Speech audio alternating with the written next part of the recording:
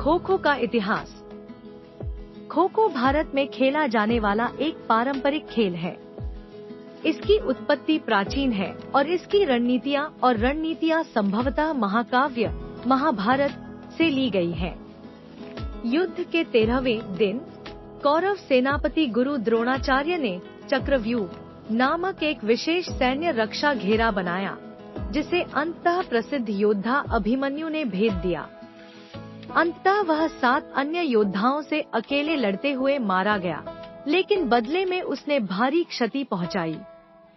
उसकी युद्ध शैली रिंग प्ले की अवधारणा को दर्शाती है, जो खो खो में एक रक्षात्मक रणनीति है। कई अन्य समानताएं भी देखी जाती हैं, लेकिन गहरे स्तर पर खो खो कई अन्य वांछनीय गुणों को बढ़ावा देता है। खेल भावना, टीम वर्क, निष्ठा, प्रतिस्पर्धा और आत्मसम्मान के साथ साथ गति, चपलता, रणनीति और त्वरित सोच। यह खेल अपने आप में चुनौती स्वीकार करने वाले खिलाड़ी के लिए एक व्यक्तिगत विकास का साधन है। खो खो को पहली बार 1936 के बर्लिन ओलंपिक में एक विशेष टीम द्वारा प्रदर्शित किया गया था। एक अंतर्राष्ट्रीय खेल के रूप में इसने पहली बार 1996 में कोलकाता में आयोजित पहली एशियाई खो खो चैंपियनशिप के माध्यम से अपनी उपस्थिति दर्ज कराई और 2000 में दूसरी चैंपियनशिप के साथ इसे और मजबूती मिली।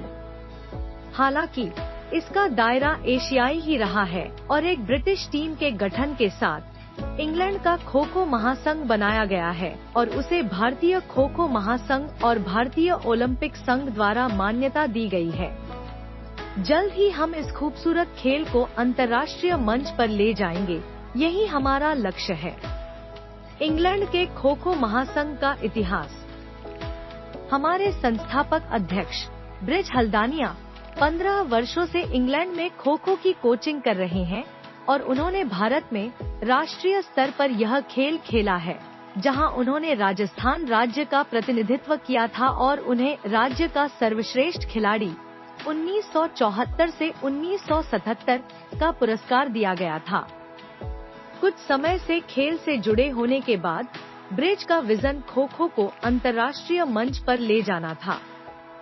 7 मई 2013 को ब्रिज ने अपने विजन को साथी खो खिलाड़ियों मनोज गोपाल और उनके बेटे रोहित हल्दानिया के साथ साझा किया, जो भी इस खेल के प्रति जुनून रखते थे, और इसके परिणामस्वरूप इंग्लैंड के खो खो महासंघ की स्थापना के लिए प्रारंभिक योजनाएं तैयार की गयीं। इसके तुरंत बाद केकेएफआई की प्रबंधन समिति का गठन किया गया और टीम ने इंग्लैंड में खो खो को एक खेल के रूप में विकसित करने के लिए स्वयंसेवकों के रूप में अथक प्रयास किया। टीम ने एशियाई खो खो महासंघ द्वारा निर्धारित नियमों के अनुरूप नियमों का एक मानक सेट शुरू करने और विकसित करने की दिशा में काम किया है।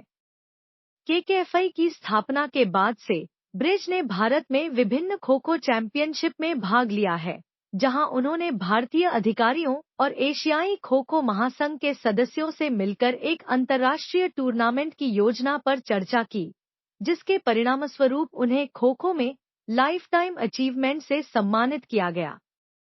चूंकि इंग्लैंड में वर्तमान में खो खो पोस्ट का कोई निर्माता नहीं है, इसलिए ब्रिज भारत से 2 पोस्ट लेकर आए, जिससे इंग्लैंड में पोस्ट के साथ पहला खो खो खेल अगस्त 2015 खेला जा सका।